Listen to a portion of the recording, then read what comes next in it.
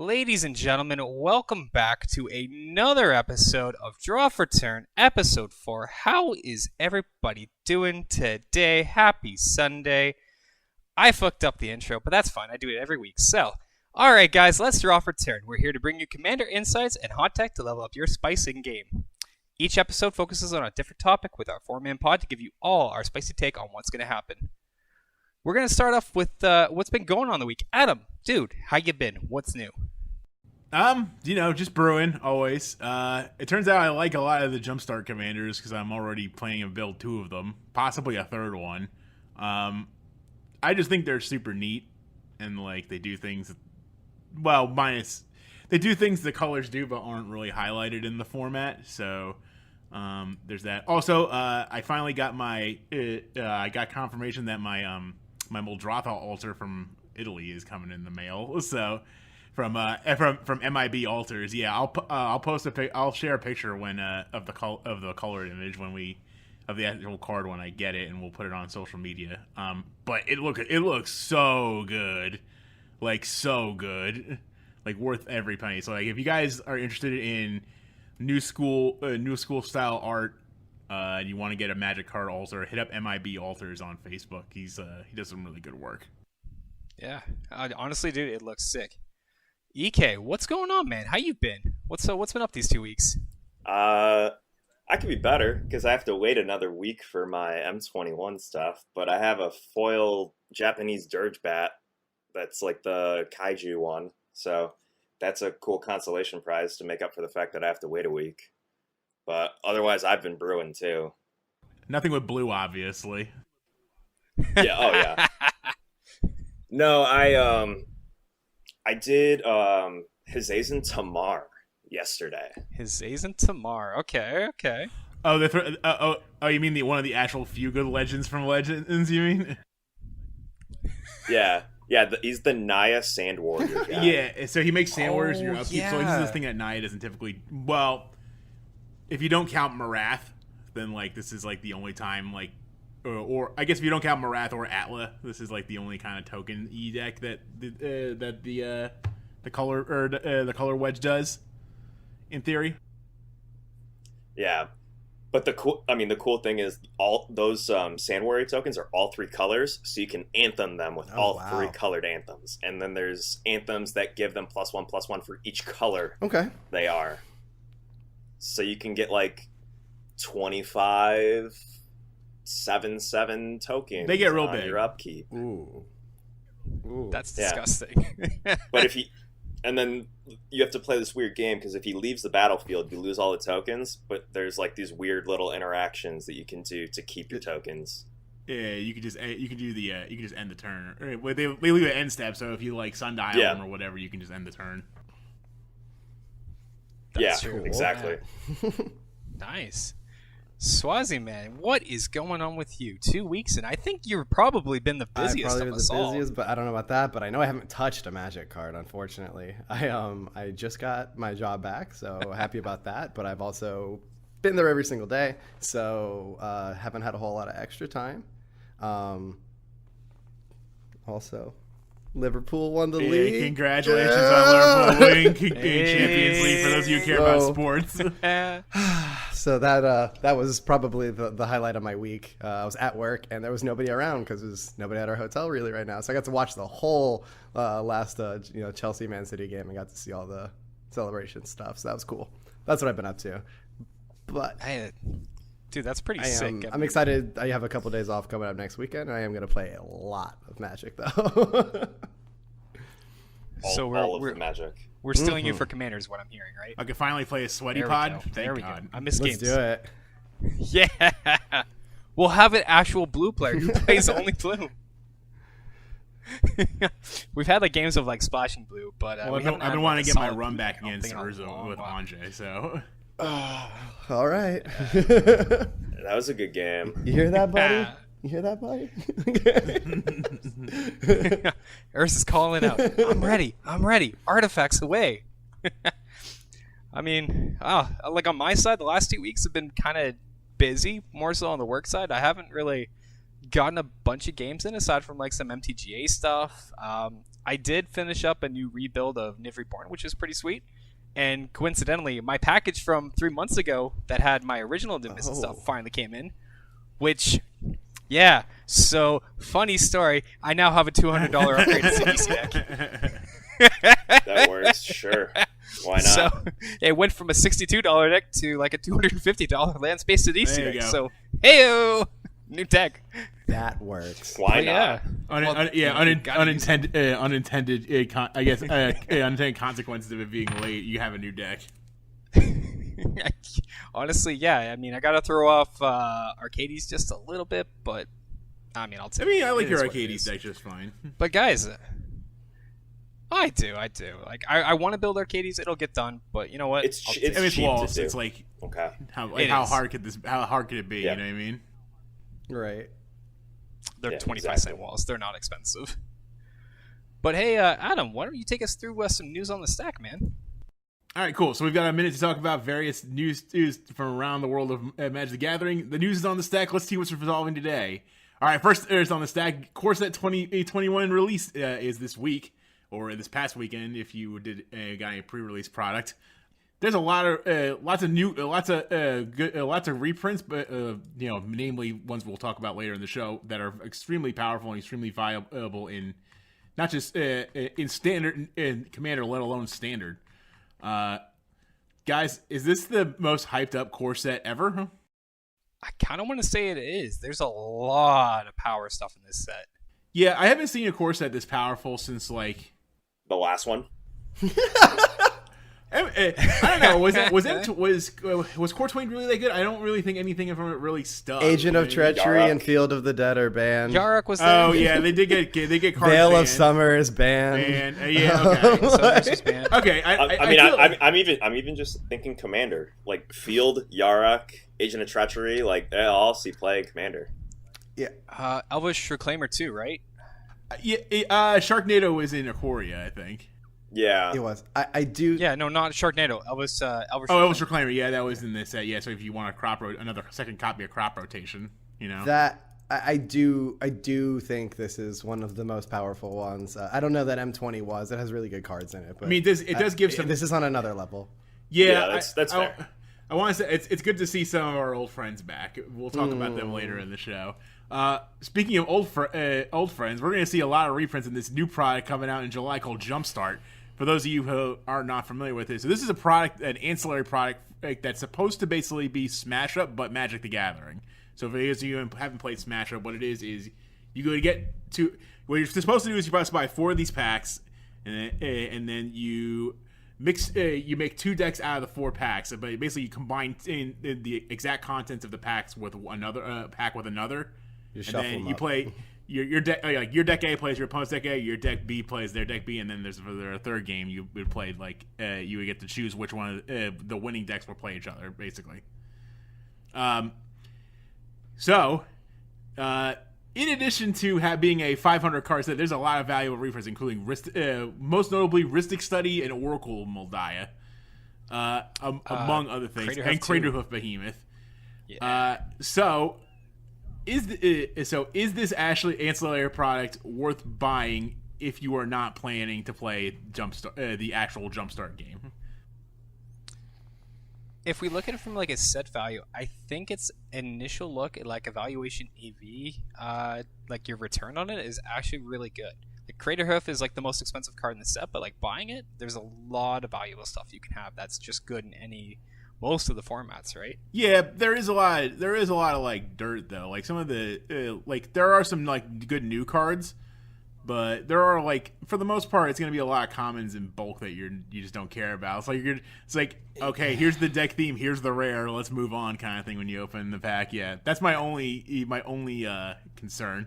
I do feel like you're gonna get 40 cards and be like, all right, well here's 30, here's 39 go in my box and 1 goes in my commander deck. Yeah. And, there's a lot of the question was if you're gonna play it.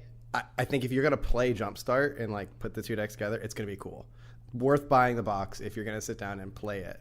If you're just buying for reprints, I don't know that you're gonna actually hit the one you want. You're gonna end up buying a single anyways. I don't know. Yeah, well, I think it's a 36. I think it is a 24 pack booster, so you can play with 6 other people. So you have a draft box. You have a draft box for Jumpstart right out of the get go, but there's like no drafting involved.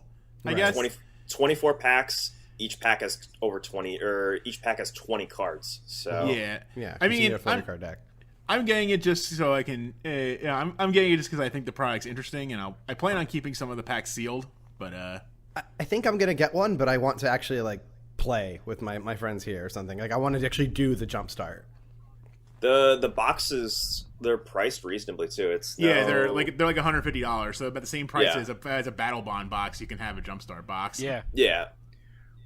Well, like, funny enough, like at one of the local game stores here, it was actually cheaper than the core set 2021. Like a box of core set near me was 150.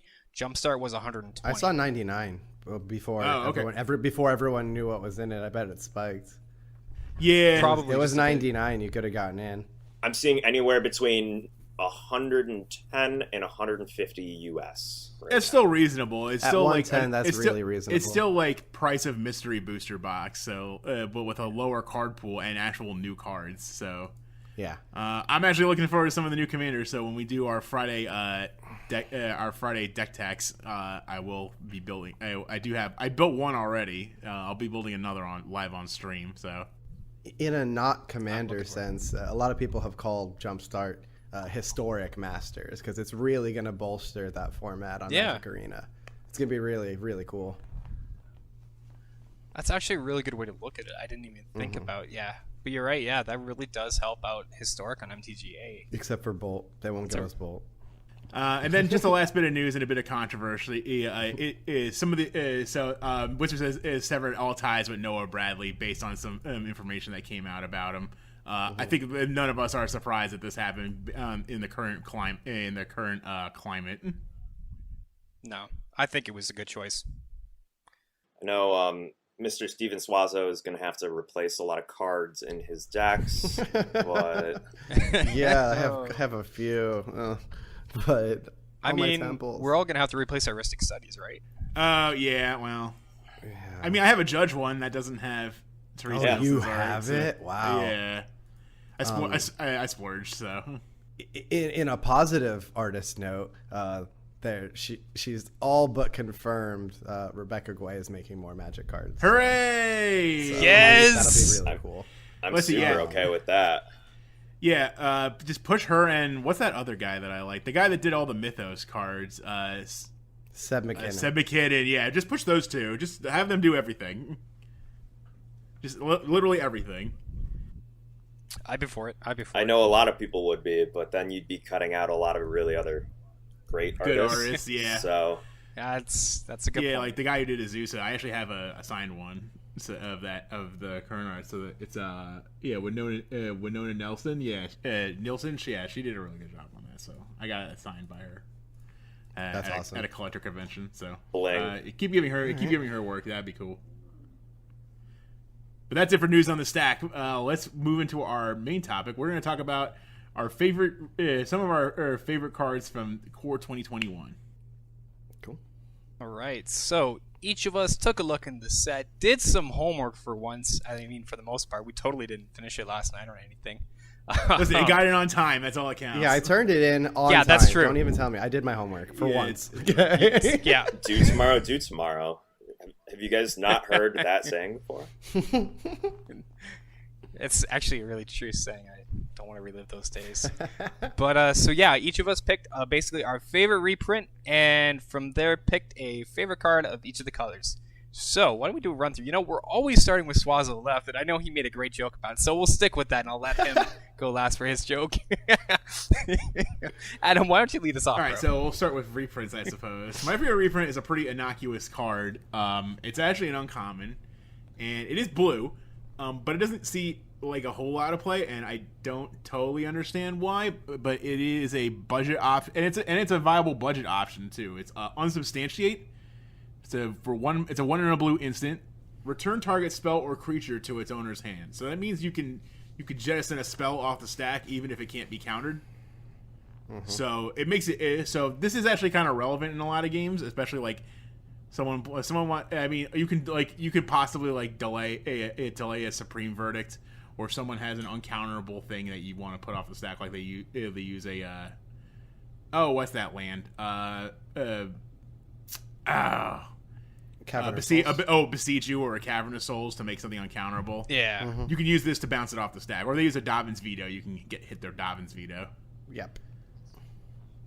It also works if something already resolved. So let's say, okay, I don't have to jettison the spell off the stack. I can just take this. I can just use this as an unsummon.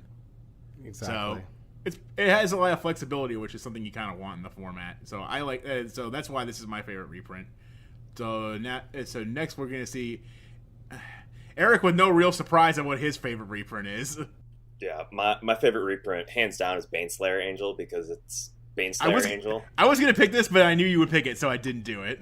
Yeah, and that's a 5-mana 5/5 Angel with flying, first strike, lifelink, protection from demons and from dragons. And when you're playing it's keyword soup, but B, protection from demons and dragons is actually super relevant in our format. Yeah, this used to be in standard, and it was in a few decks back in M10 Alara Zendikar standard.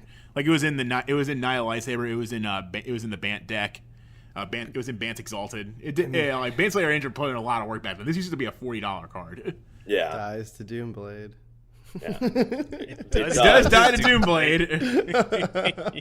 But I mean, it's if you're a white player playing in white and your local meta is full of a lot of demons and dragons, it's a house. Or your internet meta. I just think it's right. I just think pro demons and dragons is the most angel thing you could have. It's such a great card. I own the skies. Yeah, the flavor on it is fantastic.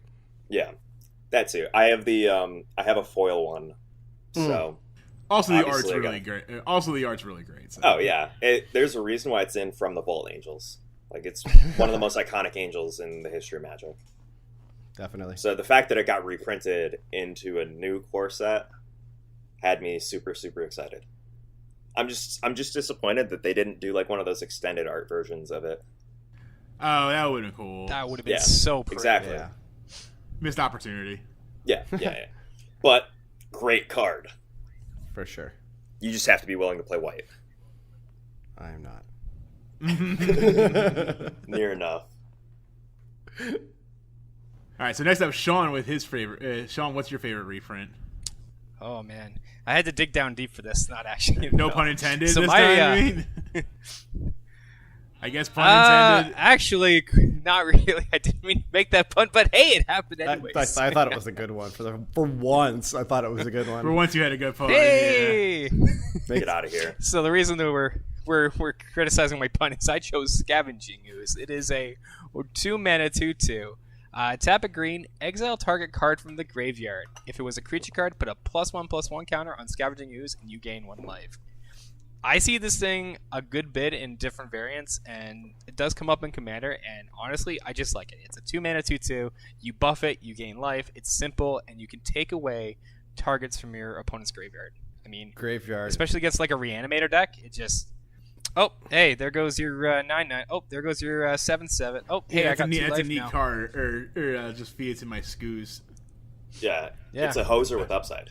That's why I sees this a lot in non-commander format too. Yeah, it's all over Modern. It's about to be all over Standard again. It's graveyard's almost always relevant. I think you need this in Standard sure. now, especially. Oh, this is a 4 of if you're playing green at somewhere in your 75, just because Uro exists. Period. Well, Uro and Cauldron Familiar exist, so yeah, for sure. Like you have to be able to hit the cards. Yeah, but like the thing is, like graveyard hate is so like paramount in the format. Like I include some in every deck, even if it's like a rock or a scavenger grounds or something like that. And Skoos just a Soul Guide Lantern, something. But Skoos is like one of the few like graveyard hate with upside. Like I get to build, I get to make a monster, and it's like I build on my bear, and I gain incidental life if it's a creature. Yeah, I was gonna say Skoos and Deathrite Shaman. Probably Also, the it's only two that- also a mana sink if you really just need to just if you want to use some mana before your turn, you can always just feed Scoos a bunch of times. Oh yeah, absolutely. Yeah, Definitely. mana sinks It's a nice also mana dump. becoming more important in the format. Well, it is, especially with all the RAM stuff that came about. Like in any format, Commander especially, like mana when you're in green, you have extra. Yeah, like mana yeah, sink. like I'm never yeah, like the more I gonna- realize it is like when you have unspent cash, it's just unspent cash. You don't get to save that; it just goes away. So if you have some cash to spend, you may like mana, you may as well if you have you may as well have something to sink it into. So I've been trying to put some more mana sinks in my deck builds. All right, and then going last, but certainly not least, Swazo. What's your favorite reprint, and why are we not surprised? Looking at Actually, Big Daddy Ugin, the Spirit Dragon. this is Ugin Classic, by the way. Yeah. eight colorless mana win the game. He does so much. If you've never played with Ugin before, you should really treat yourself. It's definitely a fun and powerful planeswalker. Ticks up. It starts with 7 loyalty. It's +2. It's probably not what you're going to use right away. Deals 3 damage to any target. Very relevant, but you're probably playing this card and -Xing it, exiling each permanent with converted mana cost X or less from the battlefield. You can -0 it and get rid of all the tokens on the battlefield right away. Well, as long as they're colored, yeah. Yeah, exactly. There's a lot of things you can do, and if you decide to get to its ultimate, you're gonna. Yeah, do if you hit his things. ultimate, I think that's pretty much the end of the game for the most part. You just give yourself so much advantage there. Well, unless you don't draw any permanents, but I doubt that will happen. Yeah, you can almost whiff and still be okay because you gain 7 life and drew 7 cards. Yeah, you can do this after two. You can do this after 2 pluses as well. So like it's crazy. You're at 11, so he can do the thing. Right, with all the ramp decks in standard right now. Also, I haven't cast it yet and lost. So also in like any planeswalker centric deck, like why would you not run Ugin kind of thing? Well, yeah, it's all value. For sure. I find myself having to not put him in my decks that I'm building because he is colorless and so powerful. Why would I not put him in every deck? But I like it's one of those cards you're either going to get the same experience every time or not play him. But he fits everywhere. He's so good. Yeah, I'm not saying like this is a. I want to call it a CEDH staple, but it's something you have in your collection that's nice to have in your collection for sure. Yeah, I mean, if we're playing in like power level 5 to 8, this slots in nicely in a lot of option decks. Like it's just a good payoff kind of card if you're going for late game strategies. Yeah. Well, just about every EDH deck wants to go late game. This is just an easy payoff for 8 mana with a provisional board wipe on it. Mm-hmm. Yeah, and I mean, I don't feel bad about casting an 8 mana board wipe. I mean, well, especially when I get to like selectively choose what people get to keep, basically. Yeah, That's why I love Gaze of Granite as much as I do. I do like that card too. Such a good card. Such a good card. All right, now, so those are our favorite reprints. Let's talk about some new cards, and I'll start with myself, I guess. I made a very innocuous pick for my mono white because I felt like someone would pick. I'll give an honorable mention to the new Mangara. So Mangara the Diplomat. So a white finally got some card draw of some sort. So that's the thing. So like this will slot in any basically any mono white or Boros or any white deck that doesn't include green or blue or black. So You'd probably still play it. I mean, I don't see why you wouldn't play it anyway. This is in a multiplayer format. You'll get a lot of value out of Mangara the Diplomat. But for my white card, I picked Alpine Watchdog. Such a good boy. He's such a good boy. He's a 1 and a white 2/2 dog with vigilance, and that's it. That's it. Now, why would I pick this card? Have you seen this art? He's so cute. He is good boy.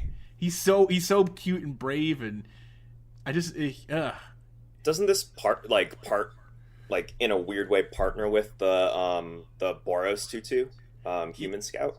I guess so. Yeah. Is this the payoff? Is this the payoff for this? This is the payoff. This is what you get. Yeah. I think it's great that you play a dog that literally fetches. Other Yeah. dog. It's fantastic. Yeah. It's a guy that fetches a dog, I think. Okay, Or is it a dog that fetches a dog? I'm not sure, but I love it.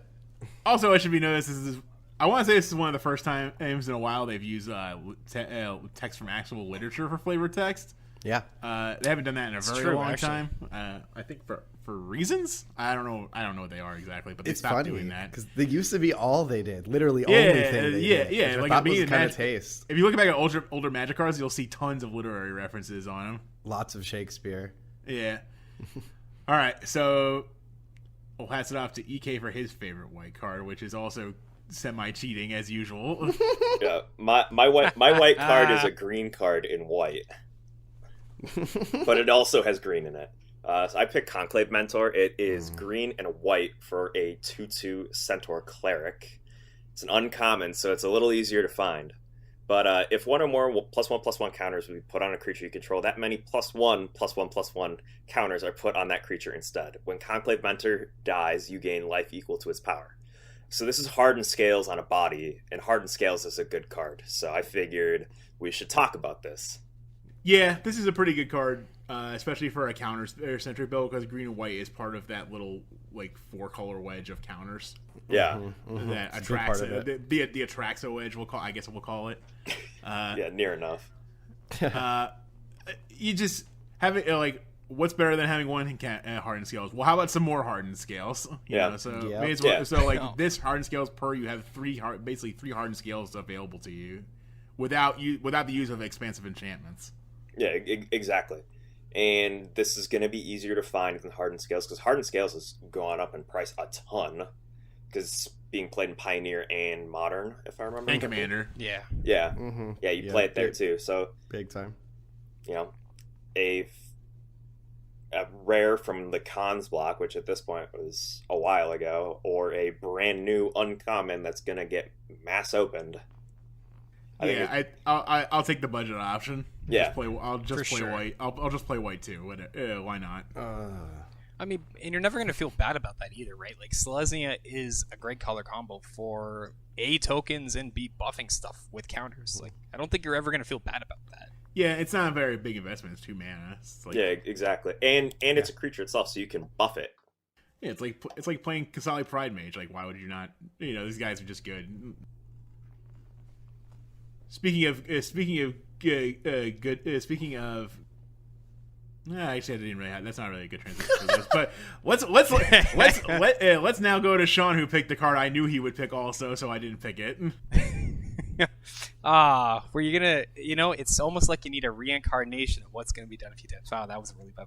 So what was it? So I'm just gonna back up. What was the card you picked? What was your favorite card in Ikoria? My favorite card in Ikoria? Just your favorite meme card in Ikoria. Oh, Colossification. Yeah, it was Colossification. Yeah, and why? Yes. And what does that card share with 9 lives? 9 lives is a picture of a cat with a lot of other cats. It's pretty perfect. Yeah. So it's got Mufasa up there. So 9 lives is a 3-mana enchantment, 1 colorless, 2 white. It is hexproof. If a source would deal damage to you, prevent that damage and put an incarnation counter on 9 lives. When there are 9 or more incarnation counters on 9 lives, exile it. When 9 lives leaves the battlefield, you lose the game. So I just love this card for the flavor. It's 9 chances to die, but honestly, there's also some fun combos you can do with it, whereby you give your opponent a copy of it and force it to leave the game. There's some fun stuff. Play this in Zedruu. Yeah, so Zedruu, use Zedruu to donate 9 lives, and then you Psych-Rift it to your hand and kill them. Yeah. There's also been paired up with the card with Solemnity, which is rather a spike in interest based on this and Phyrexian on life. So this makes a deck with those kind of win conditions, like that kind of super pillow fort strategy, very viable. And counters are becoming more relevant, so maybe Solemnity's actually getting better. I think Solemnity works great with this, right? As long as Solemnity is not dealt with, you'll never get an incarnation counter on this thing. Yeah, you live forever. Yeah. Until they get rid of 9, until they bounce 9 lives, then you die. Yeah. Yeah, I mean, then you're screwed. But that's fine. We don't worry about that. I mean, it's hexproof, so you do have to go through some loops to bounce it or interact with it. But if a deck is gonna be playing this, I'm pretty sure they're gonna be playing ways to interact with it anyways. So yeah, I would imagine so. Yeah. Like even if it's just like running Austere Command or like Cleansing Nova. Everyone has a way to deal with it for sure. Well, not mono black or mono red. Well, mono red or mono red. Yeah, they kind of lack that. They have to do their splashing to get it. Yeah, they can't even. They have to get rid of it without targeting it, which is near impossible for those two colors. But I mean, white's enemies are red and black, so I mean it makes sense. Right. All right. So now Swazo, for talking about his least favorite color, what do you got for white? It's a really good card though. I mean, Angelic Ascension is what I chose. It's an instant 1 and a white. Exile target creature or planeswalker, which is the huge part, and its controller creates a 4/4 white angel creature token with flying. Ooh, so, yeah, you do this bad boy with Containment Priest out, they get nothing. Yeah. Exactly. I mean, I just look at this as a different generous gift. Yeah, but I don't want him to have a 4/4 flyer or that I can't deal with. I can deal with 3/3 Well, Walker. that's your problem. Well, then why would I play this? Go ahead, swat up, sell me. It's just the fact that it can, mainly that it can hit planeswalkers. I mean, you're going to play Path to Exile in your white decks, but they can't hit planeswalkers. So it's that little different. I wouldn't say better, but it's different. It deals with something that you may absolutely need to deal with. Especially if somebody at your table is playing that new Teferi and just wants to start taking all the turns by turn 4. That's a fair point. I do think it's funny they printed this in Containment Priest in the same core set, though. I love it. Counterplay. They did it for a reason, probably. Counterplay. Yeah. Mm-hmm. There isn't enough of that. It's like I exile Teferi. You're gonna get a 4/4 angel. Sweet. Well, hold on a second. But wait, there's more. Turns out you don't get that angel. In fact, you get nothing.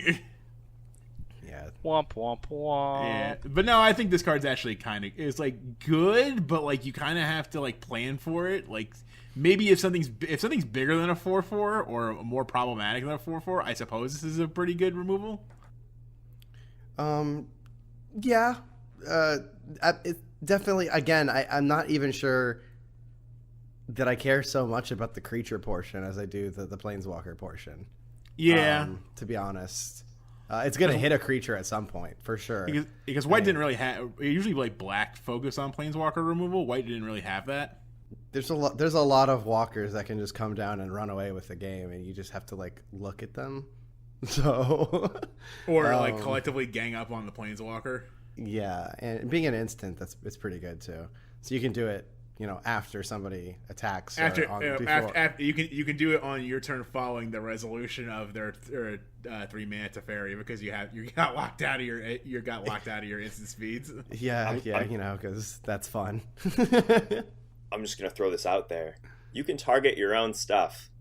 Yeah. Oh, true. Yeah, if you don't. It's actually true. Yeah, it's true. like I'm gonna. It's like I'm gonna remove that thing. Okay, well now it's a 4/4. Yeah, and you combine it with like Anointed Procession, Doubling Season, like all that kind of stuff.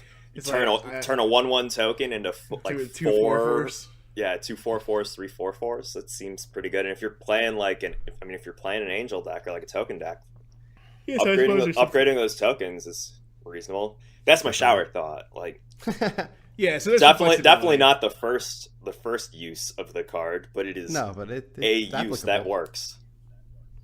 It's like a defensive use. That's the big thing. Like, it doesn't specify it you don't control. So like if you're Planeswalker, say you've got an Oko or your own Teferi on the board, it's about to die. I mean, hell, I'll take 4/4 for losing my Walker. Yeah. And 2 mana, like Swaza said, 2 mana instant, especially in white for that kind of removal. Yep. Like, that's really spice. Mm-hmm. All right, cool. So let's move on to blue. I think Swazo is more inclined to go. Let's go in reverse order this time. Swazo, what's your favorite blue card? All right. word soup. They call it Sublime Epiphany.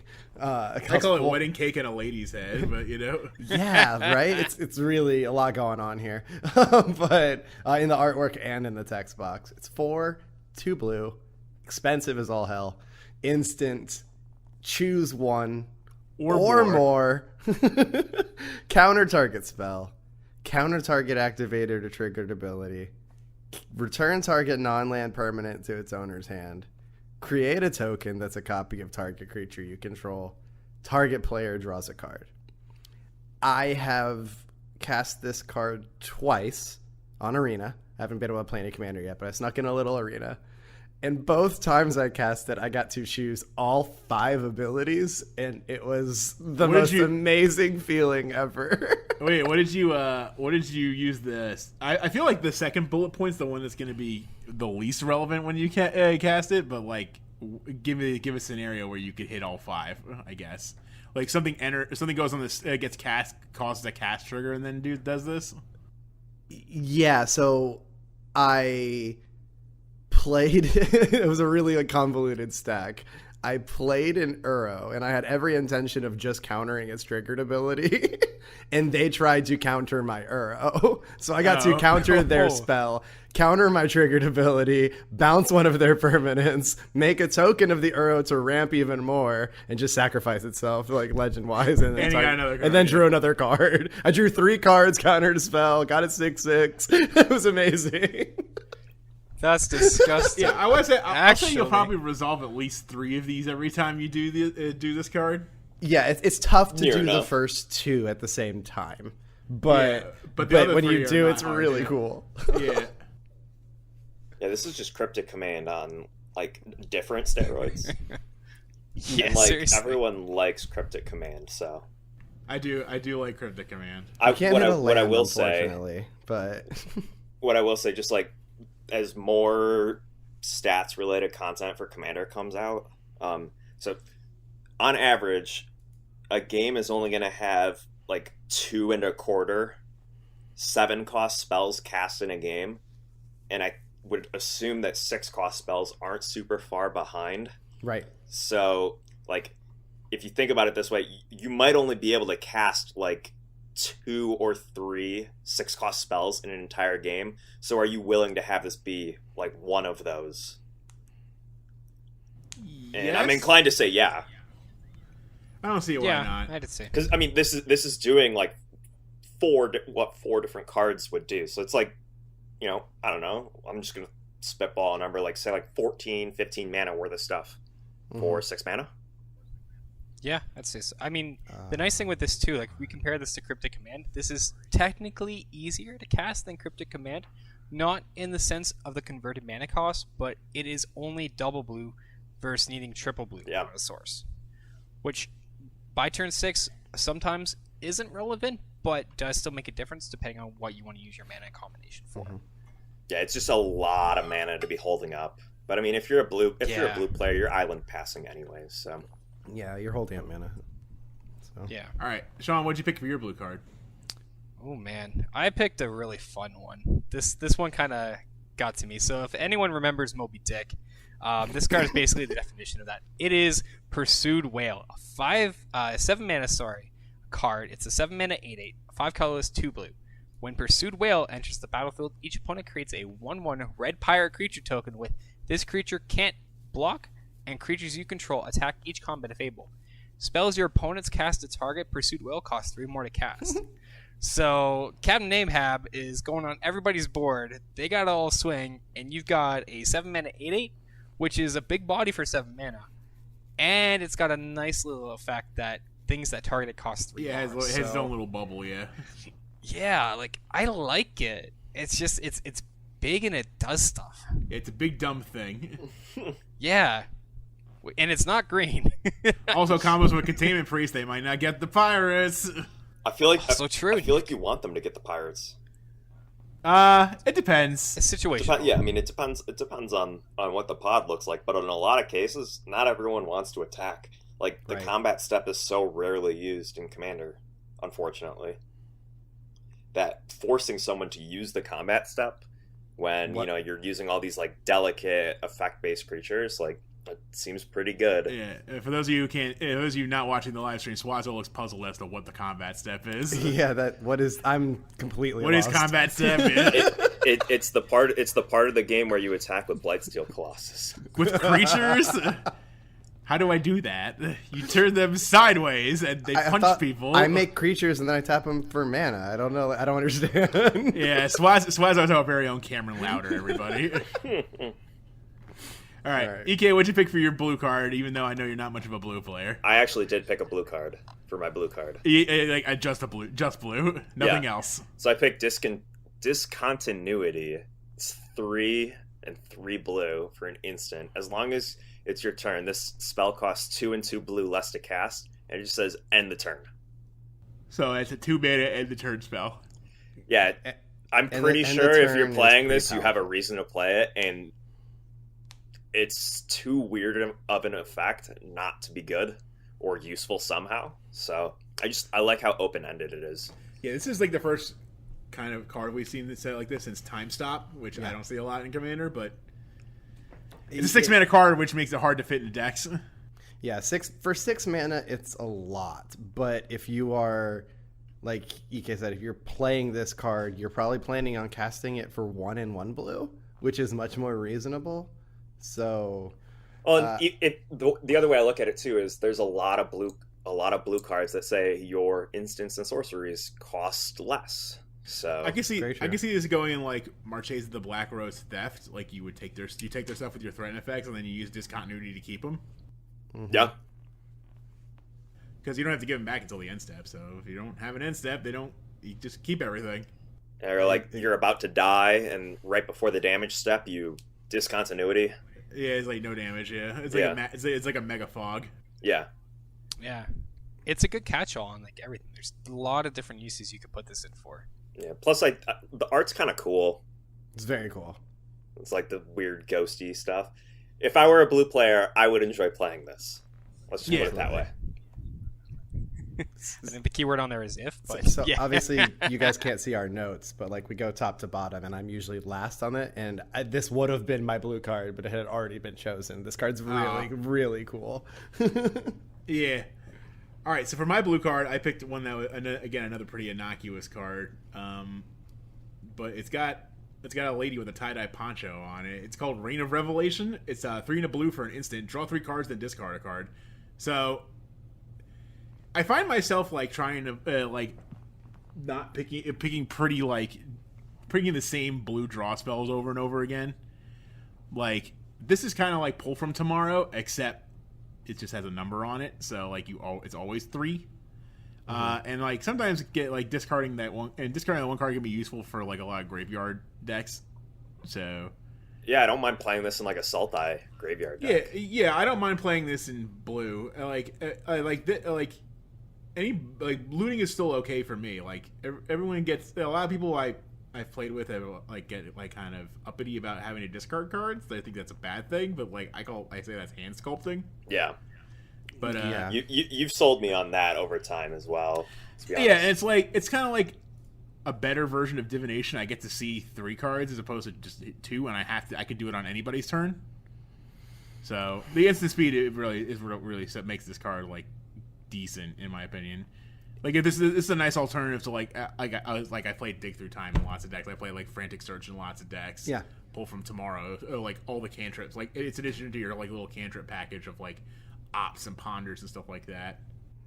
And like EK said earlier, a lot of things are going to make your cards cost less in blue. So instants and sorceries, for example. So I think at 2 in a blue or less, this is a steal. Yeah, and so in decks where like card draw matters, like this is like decks that care about drawing cards, like Locust God makes really good use of this. Like end of your turn, like here's I'll draw 3 cards and discard a card, but here's 3 bugs to go in addition to that. 4 mana, draw 3, make 3 1/1 hasters that fly. Yeah. That's pretty good. That works. Yeah. Pretty good. Or like even in Niv, draw 3 cards, get 3 pings. Probably more. Yeah. You get a lot of value in those kinds of decks. All right, moving on to black, one of my favorite colors. I think I picked a pretty interesting one. It's a rare though. This time it's a rare, so we're up in the budget a little. But I think it's kind of you'll probably end up seeing this as a bulk rare, and I'm not sure exactly why. It's called Liliana's Standard Bearer. It's a 3/1 and zombie knight with flash for 2 and a black. When Liliana's Standard Bearer enters the battlefield, draw X cards where X is the number of creatures that died under your control this turn. So basically, this is kind of like your board. If someone wants to use a board wipe, you get some payoff, and you get this 3/1. It's also payoff for having like an aristocrat turn too. Yeah, so like if you do a large aristocrat turn, you can refill your hand. You don't need to necessarily like a lot of aristocrats decks will do like stuff like Ashnod's Altar and Phyrexian Altar, somewhere where they're getting mana, and then they have nothing to cash the mana on, and you can cash it in on Liliana's Standard Bearer and get a bunch of cards. So I was actually thinking about jamming this in my Corvold deck, so I'm trying to like snag a copy. So for the Shadowborn, because I played Shadowborn Apostles Corvold, so it's like 1 mana, dump 6 guys in the bit, get a demon, play this guy, draw 6 cards. Well, I'll tell you, wait a week, because when I get my pre-order stuff, I got a couple of those collector packs, and this comes in the purple frame because it's a Liliana card. If I get a foil purple or just like any of the purple frame ones, I'll send it to you. All right, very cool.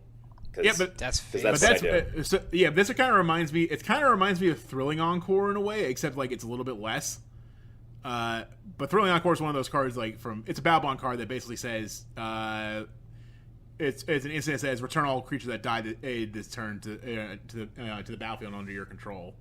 So if someone wants to board wipe, I was like, that was a cool board wipe. I think I'll just take everything that died. I used to play this Toshiro Mizawa deck, and that was one of the big payoff cards for that deck. And that card, I won a lot of games from Thrilling Encore, and I'm pretty sure this guy will make it will do well in those decks. Also, is a knight and a zombie, so 2 relevant tribes on the same deck, same guy. So pretty good. Yeah, definitely. Mardu would Mardu ever want to run this? If you're playing white, black, and red, and so I'm assuming you're having some kind of board sweepers. You're just playing a lot of cheap creatures that are going to die really. Yeah, if you're well. playing Zergo and you want to wipe the board and you have all right, everyone has too much stuff. I'm going to wipe the board, but I want to get some payoff for it. You can just jam this Standard Bearer after that. Or if someone wants to wipe your Zergo out, you can just because that's usually how they're going to deal with it. They're going to wait till their turn to do it because they can't do anything about it. It's indestructible for the most part. Pretty much every turn he is indestructible. Your turns. So they're gonna try they're gonna look to either exile him or use a board wipe to get rid of him. That's usually how the better Voltron commanders are dealt with. They're usually someone have a board wipe so we can deal with this one guy, which is very movie-esque in my. It's like when someone sends all the bad guys to beat up one guy. You know what I mean? It's why would you do that? But that's how it is in Commander. But anyway, enough of me rambling on about this cool card. Let's go to Eric, who will talk about his. I picked a very unassuming card as well. I like this one, actually. Yeah, I totally didn't remember this. I like it, but it is very unassuming. So I picked Pestilent Haze. It's 1 and 2 black. It's a sorcery. You choose 1. All creatures get -2/-2 until the end of turn, or remove 2 loyalty counters from each planeswalker. Ooh. 3 mana, kill all the dorks. Seems pretty good to me. Yeah, 3 mana kill all the dorks or all the tokens. 3 mana, maybe you kill a planeswalker or 2. Even 1 planeswalker would be enough. Well, I think that makes a lot of sense because look at creatures, planeswalkers like 3 mana Narset, stuff like that. They're going to tick down to 1 and be unusable, so they're never going to kill it themselves. Yeah, or you're going to have to get rid of it or something. Yeah. Oh yeah, 3 mana Teferi especially. He ticks down to 1 right away, and if you can't attack him, he's right back out of that range again. So yeah, so this can remove him a turn later. Yeah, I looked at this more as as for the board wipe portion, but as more and more pushed planeswalkers keep getting printed, that second half of the card is going to be more and more relevant. Yeah, plus I like flexibility in the format. Yeah, so exactly. You want to minimize your unitaskers as much as you can. Yeah, I think this goes in over Cry of the Carnarium, for sure. Mm-hmm. Yeah, I'd agree. It's also what's the the one black board wipe that's like it's like $40 at this point. It does the same. What, Damnation. Damnation? No, No. Oh, what, Toxic Deluge? yeah, this is like a lower end Toxic Deluge for It's like inevitably way cheaper. It's like a lower end Languish, but like you have some flexibility. So. Yeah, Sure. and just for like a budget option, I thought that this was pretty nice. Yeah, I mean our format is riddled with token decks, so Yeah, and elves. It deals with tokens. our local And our elves, local many meta elves. that all of us play into. Like, I think that this would be a very strong card in that meta too. Yeah. Oh, definitely. We all play pretty low to the ground for the most part. All right, cool. So next we'll go to Sean with a not actually a new card, but kind of a new card. It's basically a new It is card. It is basically a new card. So this is a reprint, technically speaking. It is Grim Tutor. It is 1 colorless and 2 black. Sorcery. Search your library for a card. Put that into your hand, then shuffle your library. You lose 3 life. Can I just say So, this blows my mind that this is in standard? Like they're putting an Omni Tutor in standard again. That's like basically no drawback. I mean, you're not going to care about the life loss, to be honest. 3 life to find the card. Well, you in need. our format, yeah, we definitely don't care about the life loss. Like, Right. what's 3 life? Yeah, but even in standard, like 3 life in standard right now, not that big a deal. You're ping. You're either so like in standard, where I'll just touch on quickly. It's either you're swung out in 1 turn, you're getting pinged down by 1 damage sequentially, or you're just gonna lose to some big effect. So a hit of 3 damage at 1 time to find the perfect card view, not gonna matter at that point. Yeah. And especially in Commander, 3 damage to find the perfect card you want when we have 40 life. Again, it's great. Yeah, what's that thing I say? Like, I love what's the thing I say, Swazza? Is there's only 2 life totals in Magic? Yeah, 0 and not 0.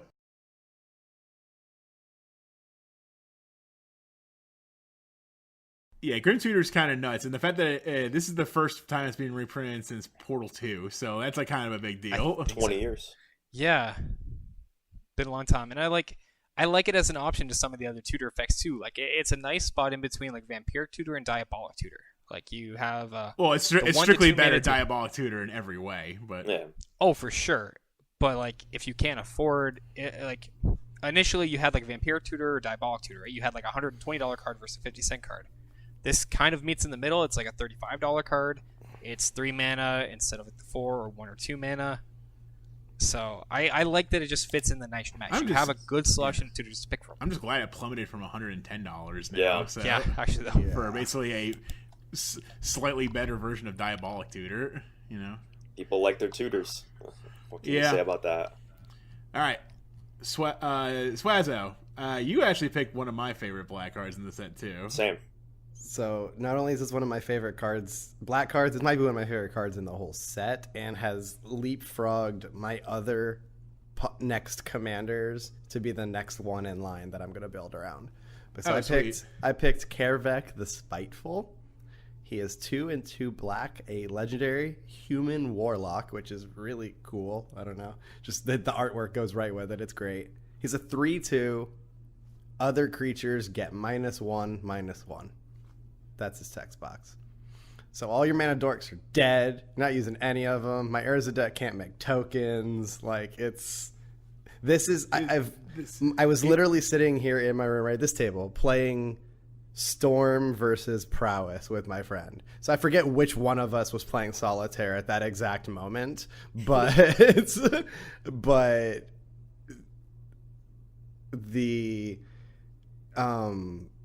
we looked over at the screen. We were watching a preview video on YouTube, and this card came up, and we both put our hands down and said, we're building that right now. He's always wanted Braids as a commander. We can't have Braids as a commander.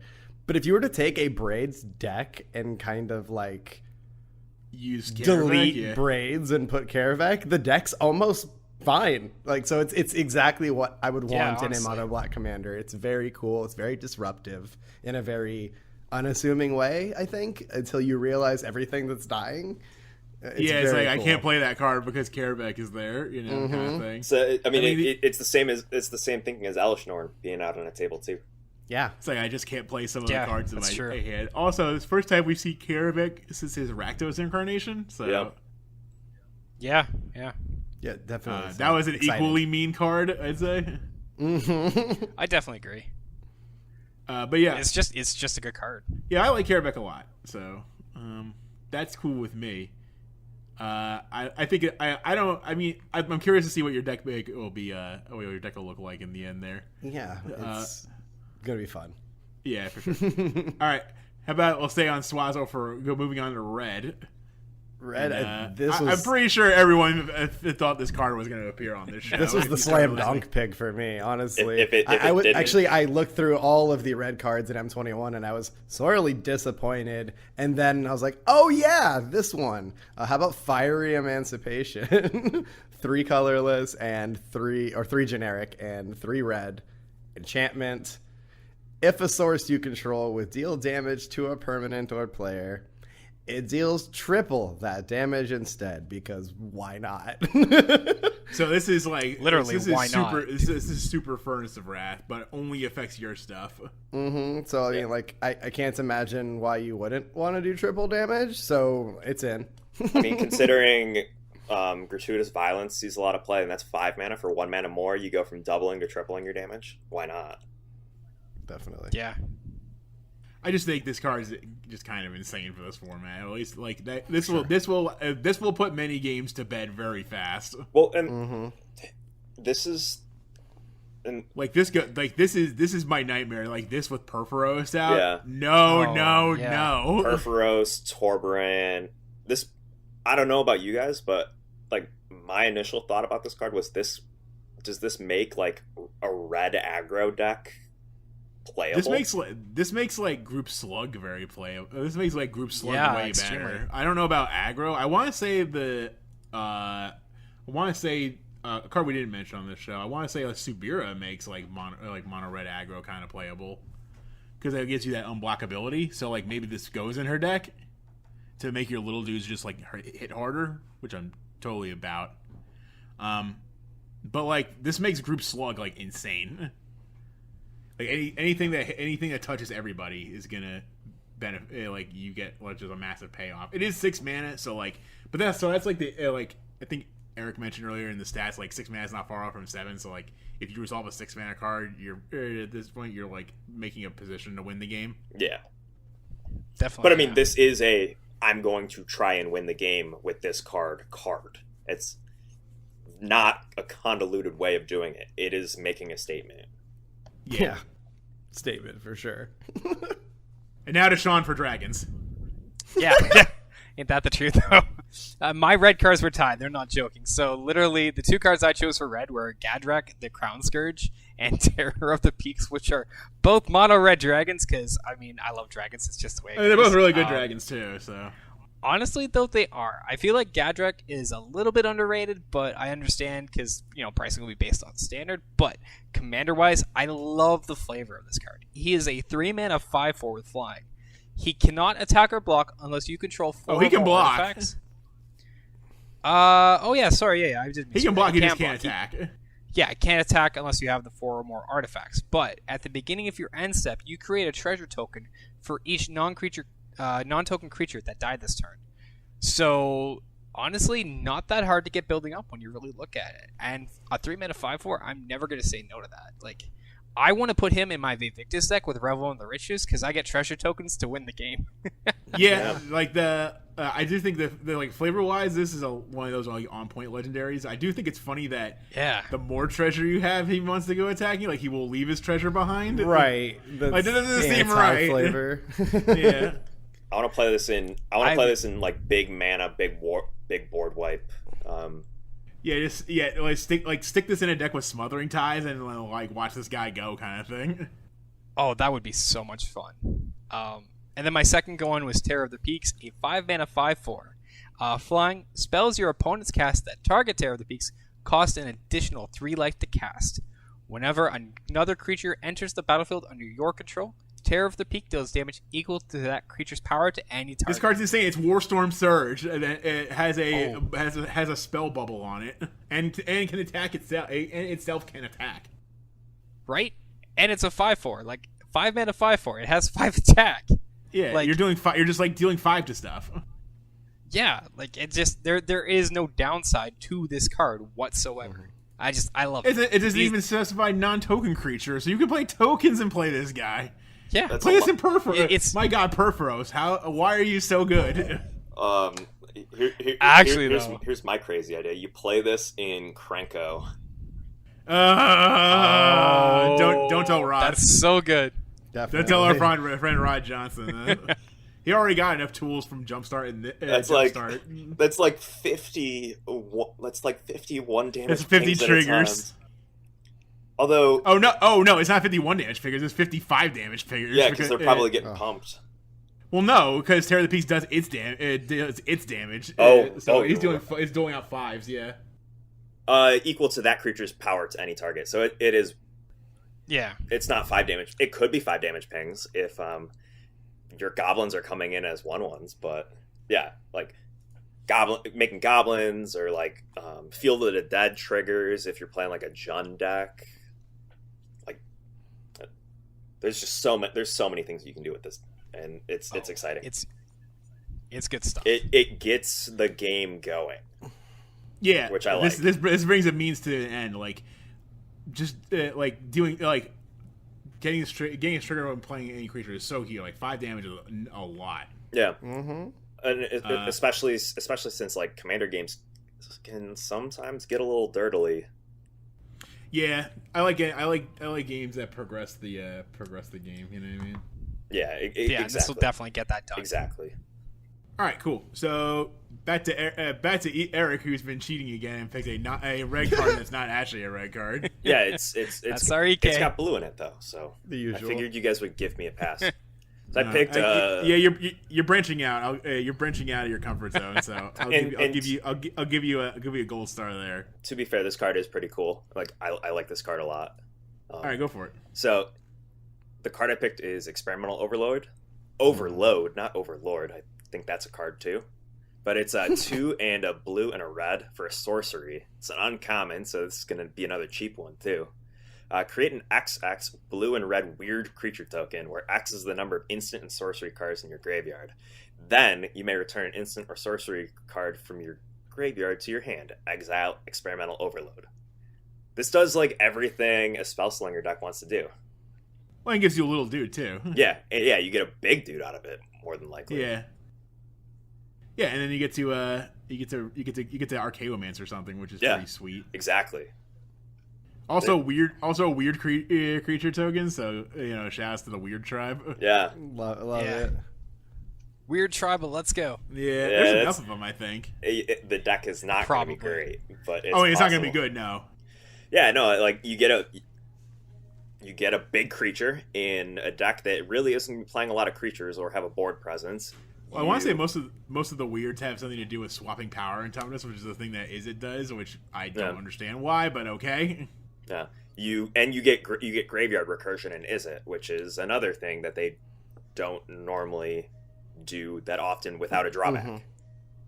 And there's always a little catch. I mean, the catch is you exile this spell after it resolves, but Right. okay, whatever. Like, that is a slap on the wrist, all things considered. Cool. Yeah, I love it. All right, so now it's my turn, right? Yeah, It it Cool. is your turn. Cool. To I picked talk about I picked the actual- card strictly based on fun, but it's a hilarious card. Brash Taunter. This is the card featured on the Loading Ready Run preview card. This is like Loading Ready Run's preview card. Maybe. It is. I think it was. Yeah. There's like a whole video with it, debuting it, which is pretty funny. Start with Ben Wheeler and Bengineering.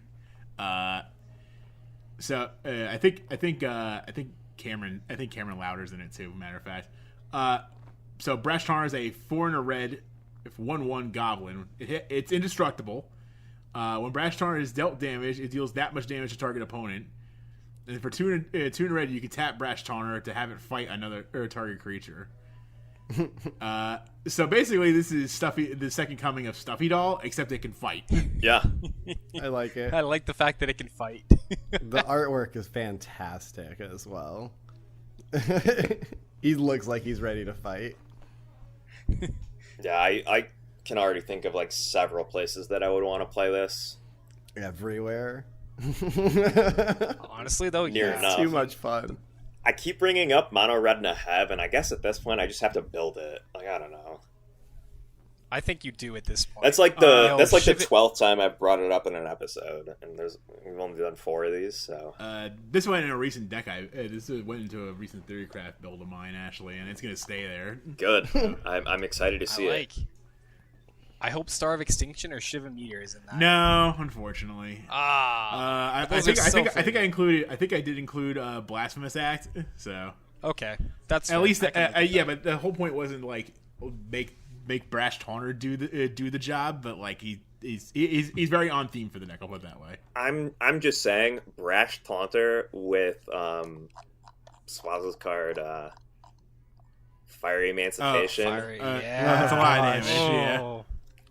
I'm just that's like kill a player level damage, Yeah. and it curves really really nicely. Yeah. I agree. All right, cool. So let's move on to our last color, green, which had a lot of good picks as usual because green's always super pushed lately. Not that I'm complaining. It is what it is. So mine is a legendary. This is a possible commander build around. I'm not sure how you would do it, but it does something that green doesn't normally care about, or it cares about something that green doesn't normally care about. It's Joriel Monvoli Recluse, which is a 1 in a green 1/2 legendary human druid. She says whenever you draw your second card each turn, create a 2/2 green cat token. And until the end of turn, creatures you control have base power times XX, where X is the number of cards in your hand. So, what you have here is a splashable green card that cares about hand size that is also a card draw engine in green. So, you get and a token generator. So, you get a lot. No. Well, and green has gotten a lot of card draw. Joriel basically says, you just draw the cards. I'll create the board. Yeah. Well, and she's going to be pretty easy to trigger nowadays because we've gotten Garruk's Uprising, which, spoiler alert, we're about to talk about. Guardian Project. There's the other cards that say when a creature with 3 or less power has entered the battlefield, draw a card. When a creature with 4 or more power has entered the battlefield, draw a card. When a creature with 3 or more power has entered the battlefield, draw a card. Like all these different things. And you play this in a Simic deck. Well, that's like card draw tribal at that point. So this thing is going to pump like an Uro deck or like Tatiova even. I'm thinking so if you're doing this like Simic Reclamation, you've got Burgeoning out with the Tatiova, you're continually just getting land drops per turn. Yeah, so every turn you're getting that second card draw for that token. Yeah, I feel like she's better as I feel like she's not a great commander. You can do her as a commander. You can do it. It's just not that easy. You know what I mean? Yeah, she's insane in like a Simic deck. Oh, def. Oh yeah. It's like right at home. It's token and big. It fits. All right. Speaking of ways to draw cards in green, Eric, what's your green card? Oh, I just mentioned it. It's Garruk's Uprising. It's 2 in a green for an enchantment. Also an uncommon. So again, probably going to be pretty cheap. When Garruk's Uprising enters the battlefield, if you control a creature with power 4 or more, draw a card. Creatures you control have trample. Whenever a creature with power 4 or greater enters the battlefield under your control, draw a card. Love it. It does like everything. It does so much. Literally.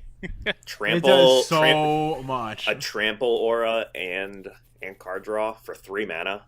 Like this is strictly better than like Elemental Bond. Yeah. Yeah. This is uncommon too. Yeah. By the way. I mean, I'm gonna play this and Elemental Bond in the same deck, and like all those other card draw cards. But yeah, like, why wouldn't you play this in a green deck? Like, green is gonna be triggering this so easily, so often. Yeah, I agree. Outside of elves. I will say outside out, but like everywhere else, it's just gonna slot in everywhere. You're gonna do something. Yeah, it's gonna do something. Exactly. Right. Sean, your card.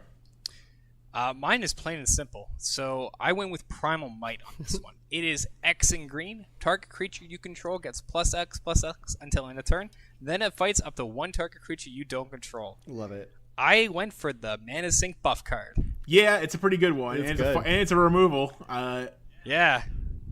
I didn't know about this card until I pulled one in a pack. So love it. Throw this thing on an infect creature, and that's player removal. Yeah. Give this thing, like you do like something with Infect and Trample. Play this, then ram through, and he just murder somebody. Ooh. I like this for like the Xenagos Infect decks. Oh, that's true. Doubling the power already, and then you get the additional X on top of it. Right. That's true. Well, it would actually double the X in the combat step. No, I know you double the combat prior. Yeah. The regular base. So it's doubles, it's an even bigger buff from something like Xenagos. Yeah. All right, and then we'll finish up with Swazo. Again, not a reprint card, but a card that was sorely needed. So it is funny because this is what we were joking about before the show with me being the kid who gets called on last in class, is that everybody's taken my answers already. I had Joriel. I wasn't going to do Garrick's Uprising, but I looked at it. Scavenging Ooze was what I was looking at. Primal Might was what I was looking at. So we dug deep. We drew another card and went with Heroic Intervention. Like you said, not a new card, a reprint, but one we really needed. Instant. Yeah, this card was getting past $10 at one point. I've seen close to 20 nowadays. Yeah, before this announcement. Ooh. I paid more than I want to disclose. Yeah, same. One in a green, instant. Permanence, you control, gain hex. Of course. Gain permanence, you control, gain hexproof, and indestructible until end of turn. It's going to save you desperately somehow, somewhere, and you'll never leave home without it. This is a really good card. Yeah, like this is probably the best green protection spell in the format. Yeah. Mm-hmm. Oh, hands down. And 2 mana, by the way. Like If you're in green, you're playing this. If we're talking staples. It's kind of funny you mentioned this because I've been trying to branch out of like using Heroic Intervention, so I would try like Rapid Vigor and stuff like that. But like this card is so insanely good. It's one of those homogenous cards we were talking about. You could put it in every deck that has a forest if you wanted to. Yeah, like it's just always going to be in that pile of considerations, and you're just like, why not? Mm-hmm. And that's okay. So that concludes our segment on favorite core set cards. What were some of your guys' favorite cards from core set? Let us know in the comments, or hit us up on Twitter and let us know if we missed any that you guys liked. Yeah. Well, guys, I think this has been an exciting episode this week. We had some cool talks, some new cards, new set. I think we're going to be having another new set in 3 weeks with Jumpstart, right? Yeah. It's like new reprint. Yeah. New reprint. Sorry. Set, yes. Yeah. It's not enough for another episode. Just I promise. We promise next episode we won't talk about our favorite cards. We actually have an awesome episode. We'll talk about something else. Yeah, our episode in 2 weeks is actually really awesome. One of our friends is going to come hang out with us, so that's exciting. Yeah. We're going to be having our first guest on Draw for Turn. That's all we're going to say. If I go to make a pun, I'm just going to give it away, so I'm going to hold my mouth shut. Yes, you are. Oh, yeah. We'll work on those. I will. Well, guys, you can find us on Twitter at Draw for Turn and Instagram at Draw for Turn Podcast. We tend to post as much as we can during the week, so drop us a follow, get in on the conversation. Adam, why don't you tell us where the people can find you? You can drop me a follow on Twitter at @DS_AdamN. Quick shout out to Top Deck Games in Westmont, New Jersey, and the comic book store in Glassboro, New Jersey, my local game stores. EK, my dude, where can the people find you? You can find me on Twitter and in Twitch chat at EK Plays Cards, and then shout out to my local game store, Games Plus, in the Chicagoland area. I'm excited to pick up my stuff on Friday. I've been waiting. Swazi, what about you, my dude? You guys can find me on Twitter and Twitch at SwazoTV. Again, shout out to Oblivion Games and Cool Stuff Games in Brandon, Florida. All right, and guys, you can find me on Twitch, Twitter, and Instagram at AstrosFlame. I stream our Commander podcast. I do stream our Commander Pod Nights on Friday nights, as well as MTG Arena and Motivational Talks on Sunday, which will be coming up next. A big shout out to the game stores in my area, Harry Tarantula and Face to Face. They've been doing awesome at getting deliveries out the door and getting to people. So, guys, thank you for sticking around. Thank you for listening. We will be back in 2 weeks with our next podcast. So, as always, everyone, remember, untap, upkeep, support your local game store, and Draw for turn. Draw for turn. Cheers, guys.